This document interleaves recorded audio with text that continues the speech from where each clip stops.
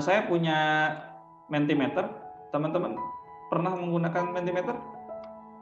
Ada dosen yang pernah menggunakan Mentimeter? Belum pernah. Oke, hari ini 2 mata kuliah saya siang juga nanti insya Allah akan tatap maya. Jadi kalau ada yang kelas siang dengan saya, nanti siang juga kita akan tatap maya menggunakan Mentimeter. Teman-teman kalau belum pernah menggunakan Mentimeter, buka browsernya, tinggalkan dulu Zoom-nya, buka browsernya, kemudian masuk ke www.menti.com. Ingat, buka browser, bukan Google ya, buka browser. Browser tuh Chrome, Mozilla, Opera, bukan Google. Masuk ke www.menti.com, kemudian masukkan kodenya ini 4328719. 4328719. Nah, sudah ada yang masuk nih, teman-teman, sudah ada yang masuk. Saya minta sebanyak-banyaknya. Kan tadi saya sudah sampaikan, kalau saya pribadi,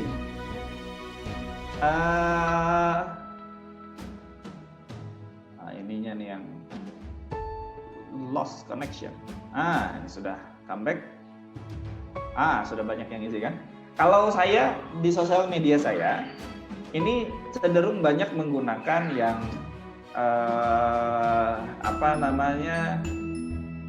yang real name, dengan ada sudo di Instagram dan di Twitter.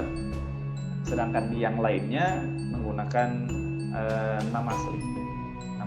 Jadi tidak dibuat-buat, bukan nama yang dibuat-buat.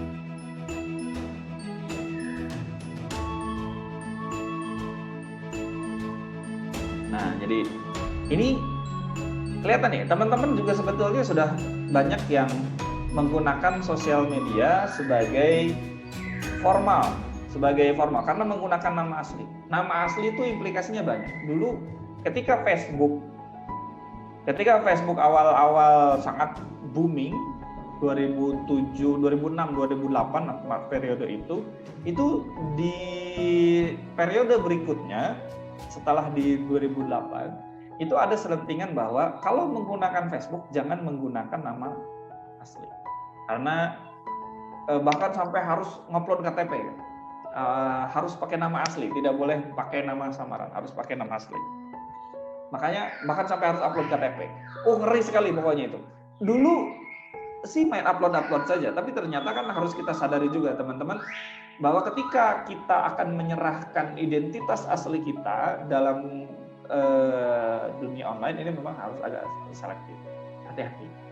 Facebook menjadi besar saat ini salah satunya karena kontribusi kita menyediakan berbagai macam data yang bisa diakses oleh mereka. Ini alhamdulillah teman-teman di PGSD dari 90 orang tidak ada yang menggunakan anonim. Oke, kita akan lanjut ke yang berikutnya. Terus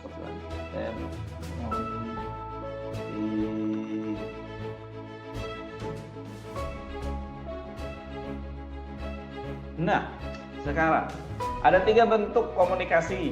Saya coba tanya ke teman-teman, selama setahun terakhir nih sebetulnya lebih banyak pakai yang mana?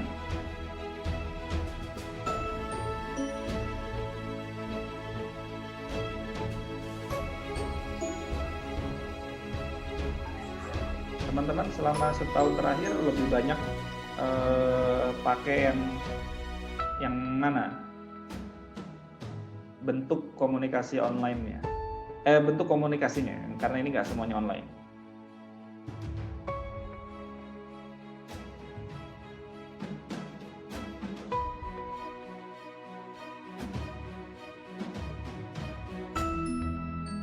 Kalau saya juga ikut ini ya, ikut voting ya.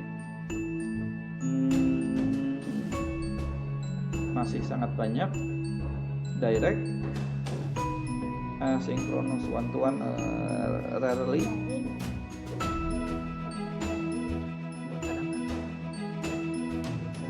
Gantian dulu satu.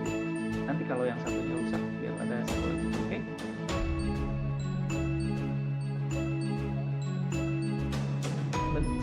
biar nanti besok masih ada. Nah, saya kurang lebih seperti itu. Synchronous one to many. Jadi banyak di antara teman-teman yang masih suka update status berarti ya. Asynchronous one to many itu salah satunya update status. Karena sekali update status kita langsung bisa tersebar ke mana saja. Kalau synchronous one to one masih banyak yang mungkin teleponan atau chattingan secara langsung. Asynchronous one to many itu posting ya di status atau di forum gitu ya, atau komen di sosial media. Kalau synchronous one to many itu salah satunya adalah post di grup ya. Jadi ngobrol di grup. Direct communication, kalau saya pribadi terus terang saja sampai sekarang masih sangat baik. Masih banyak sekali komunikasi secara langsung di rumah sudah tentu. Terutama saya masih sering ke kantor. Oke.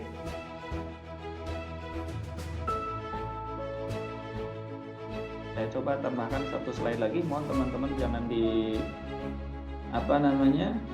jangan dihilangkan dulu. Oke, terakhir. Ini masih kayaknya. Kodenya masih sama.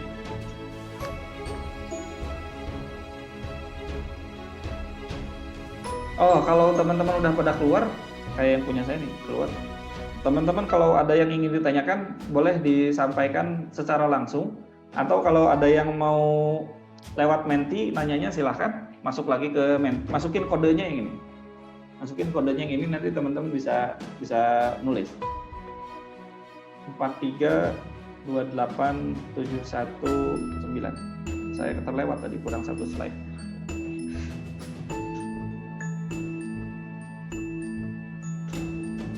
Atau bisa di refresh, yang tadi masih belum keluar bisa di refresh. Nih contoh ya, contoh saya nanya.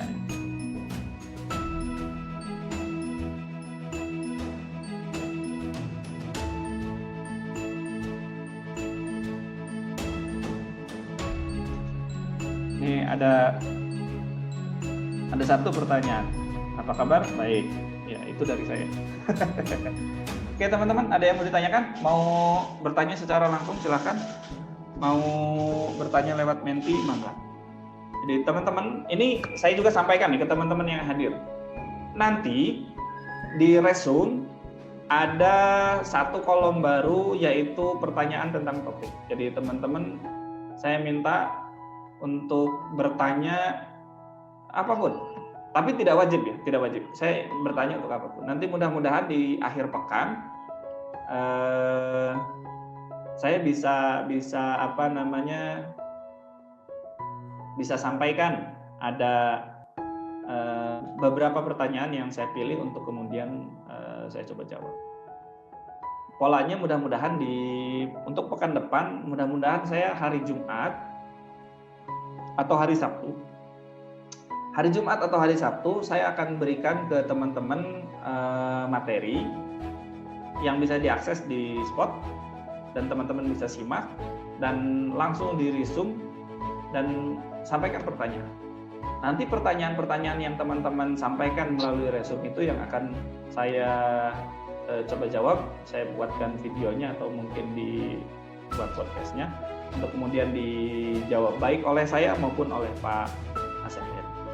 Nah ini sudah ada 4, ini boleh yang coba-coba ataupun yang betulan ya. Kita lihat pertanyaan yang berikutnya. Gimana caranya jadi konten kreator yang sukses di sosial media? Skill apa saja yang harus dikembangkan? Ada tips and triknya. Oke, yang pertama teman-teman yang siapapun ini yang nanya, saya nggak tahu ya. Saya nggak tahu siapa yang nanya. Caranya yang saya tahu, ini karena saya bukan konten kreator yang sukses, caranya yang harus bikin konten sebanyak-banyaknya dan harus disebarkan seluas-luasnya. Tapi dari isinya yang paling penting sebetulnya yang saya lihat konsepnya, konsep dan karakter. Teman-teman bikin konsep, teman-teman dan harus punya karakter. Bagaimana semua konten kreator yang sukses itu punya konsep yang bagus dan punya karakter yang kuat. Jangan tanya Atta Halilintar, jangan tanya Ria Ricis, saya nggak nonton. Jadi saya nggak tahu mereka. Tapi misalkan yang saya nonton podcastnya, contoh yang mungkin teman-teman sudah pada tahu misalkan, ya saya nggak nonton sering sekarang. Misalkan Deddy Corbuzier, dia punya karakter, dan dia punya konsep, dan konsepnya itu bagus dulu. Sekarang udah agak random. Jadi silahkan, itu yang paling penting menurut saya. Sebagai audiens saya kalau mau nonton konten atau mau mengkonsumsi konten itu cari yang konsepnya saya butuhkan dan cari yang karakternya bagus. Satu lagi, spesifik terhadap target audiens yang ingin dicapai. Teman-teman target audiensnya mau siapa? Anak-anak, remaja, dewasa, orang tua, atau siapa? Terpelajarkah yang biasa saja? Bahkan saya sekarang lagi agak banyak nonton Gita Wirjawan, Endgame, podcastnya Endgame, atau kadang-kadang Helmi Yahya Bisara. Itu juga cukup menyenangkan karena ya mendengerin orang-orang sukses tuh motivating, sangat memotivasi. Ya, yang kedua nih, udah makan belum? Belum. Teman-teman sudah makan ya, mudah-mudahan tidak ada yang salah trik. Kemudian, bismillah, Bapak sebelumnya terima kasih. Izin bertanya, untuk pelajaran daring dan pandemi ini baiknya bagian antara ini sebetulnya sinkronus dan asinkronus. Ini kembali lagi pada banyak hal. Yang pertama, tentunya pada karakteristik materi. Ini sangat penting sekali. Karakteristik materi yang ingin disampaikan seperti apa? Seperti yang saya lakukan, kalau ini based on what I am doing ya, saya memilih asinkronus karena materinya cenderung teoritik. Dan kalau teoritik, teman-teman itu sesekali saja perlu kita diskusi seperti itu. Atau bahkan saya buka channel itu. Silakan kalau ada yang mau ditanyakan di lewat koordinator, sampaikan dulu. Atau mau japri ke saya langsung silakan. Mau di kolom komentar di sosial media yang saya punya juga silahkan, mau di YouTube gitu ya, atau di podcast mau sampaikan komen silahkan. Jadi ini terkait sekali dengan materi yang ingin disampaikan. Pun demikian, kalau misalkan materinya perlu materi sinkronus yang butuh interaksi, yang butuh diskusi, ini sebetulnya ya silahkan. Makanya saya tidak pernah menyalahkan, hanya saya tidak suka saja sebetulnya secara pribadi. Kalau full sinkronus itu kan Zoom terus tiap pertemuan, not my style. Yang pertama itu bukan gaya saya. Yang kedua, saya pikir secara teori yang saya pahami, belajar daring tidak seperti itu. Jadi karena sebagaimana teman-teman pelajari di pertemuan yang lalu, karena karakteristiknya pembelajaran daring itu teman-teman yang harus aktif. Makanya agak sulit. Kalau teman-teman tidak merasa butuh dengan mata kuliahnya, teman-teman tidak merasa butuh dengan konten pembelajarannya, tidak akan bagus. Kecuali ada motivasi lain. Tidak akan bagus. Maka dorongannya adalah lebih pada kami dosen, kami lecturer. Ini dalam konteks pembelajaran daring sebetulnya lebih pada pertama menyediakan referensi bahan ajar yang baik. Yang kedua, menyiapkan aktivitas. Nah, aktivitas ini yang saya belum kasih ke teman-teman. Sementara ini aktivitasnya masih monoton sekali. Nanti saya sesuai dengan yang saya janjikan, nanti teman-teman akan ada sedikit riset. Kita pemanasan sedikit-sedikit. Kemarin teman-teman ringan ya, akses. Mudah-mudahan nanti semakin bertambah. Load-nya, jadi workload-nya. Karena saya pikir di mata kuliah lain juga mungkin ada banyak tugas aktivitas yang juga harus dilakukan. Dan itu Itu beberapa pertimbangan ya. Beberapa pertimbangan kenapa kok dipilih sinkronus dan asinkronus. Beda-beda. Jadi pertimbangan yang pertama tadi materinya, karakteristik materinya. Yang kedua tentunya juga kebutuhan peserta didik. Karena tuntutan teacher atau lecturer itu yang pertama dia harus menyediakan bahan ajar atau sumber belajar yang cukup. Yang kedua menyediakan aktivitas. Karena nanti aktivitasnya beda-beda. Kalau di kelas kan kita aktivitasnya bisa sama, terkontrol. Tapi kalau karena teman-teman sendiri-sendiri, maka kualitas aktivitasnya akan sangat tergantung pada kemampuan dan ketersediaan fasilitas yang ada di. Very good question. Thank you. Pak, kalau buat aplikasi game itu bayar nggak kalau nanti update-nya? Ini agak ambigu nih pertanyaannya. Maksudnya itu aplikasi games itu bayar atau tidak buat update-nya, atau mau bikin aplikasi game itu update-nya bayar atau tidak? Coba jawab dua-duanya. Kalau aplikasi games itu kalau pakai doang ya seperti biasa, update-nya saya nggak tahu. Saya udah lama nggak main game.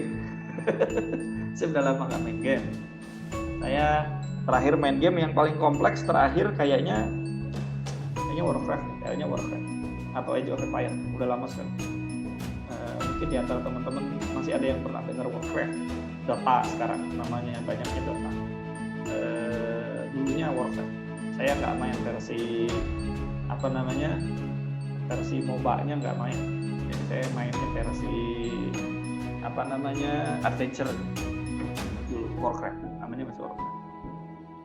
Kalau untuk bikin aplikasi games juga saya secara langsung tidak pernah. Yang kompleks, games yang kompleks tidak pernah terlibat. Tetapi aplikasi untuk bikin games itu kan ada banyak. Sebelum RPL jadi RPL, Prodi RPL, sebelum Prodi RPL menjadi Prodi RPL, sebelum Prodi Tekom, bukan RPL. Sebelum Prodi Tekom, itu sebetulnya di Cibiru tadinya diinisiasinya Prodi Prodi Game. Tapi Pak Rektor Asep tidak menyetujui game. UPI jangan bikin game. Jadi bikinnya yang lain. Jadi untuk update gamenya bayar atau tidak, nah secara spesifik. Kalau untuk yang bikin ya update dari kita, tentunya tergantung aplikasi yang dipakai. Apa pakai apa ya? Kalau APK kan yang paling terkenal kan pakainya Unity ya. Kalau untuk bikin game apa ya aplikasinya? Mungkin teman-teman nanti yang game developer bisa ngumpul. PGSD butuh banget game developer. Nanti teman-teman kan ini ada di antara teman-teman yang abad 21 nih. Di yang abad 21 nih ada nanti mata kuliah yang bikin game. Saya lihat di yang tahun yang lalu itu begitu. Jadi nanti teman-teman yang di abad 21 itu yang bisa lebih menjawab spesifik. Lanjut, pembelajaran digital interaktif untuk siswa SD di daerah yang belum melek teknologi baiknya apa ya? Ya nggak bisa dipaksakan. Yang ada fasilitasnya di sana, Pak. Kalau cuma belum terlalu melek teknologi itu one thing. Tapi kalau tidak ada akses teknologi itu another thing. Jadi kalau tidak ada akses teknologi ya itu repot. Tapi kalau sudah ada aksesnya tapi belum melek teknologi, ini soal literasi. Tinggal diangkat literasi. Ini bisa kita inisiasi. Tapi kalau tidak ada teknologinya itu lain soal. Teman-teman mau ke Baduy Dalam misalkan ya, ke Baduy Dalam mau ngomong soal sosmed, mau ngomong soal game online, percuma karena tidak ada teknologinya di sana. Tidak ada teknologinya di sana. Tapi kalau misalkan mau ke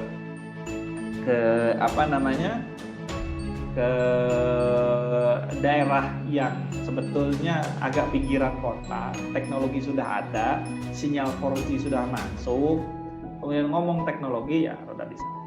Masih agak bisa ya. Jadi sesuaikan dengan keadaan di sana, nggak bisa memaksakan. Teman-teman juga mau bilang, Pak kita kan sekarang udah pakai VR, teknologinya udah pakai AR. kok nggak ada sih nggak masuk sih kurikulum media pembelajaran yang semacam itu? Ya karena teknologinya belum cukup mudah diakses. Di beberapa sekolah mungkin ada yang sudah punya fasilitas VR. Tapi kan sekarang karena pembelajarannya kayak begini, jadi tidak mungkin terpakai. Oke, very good question.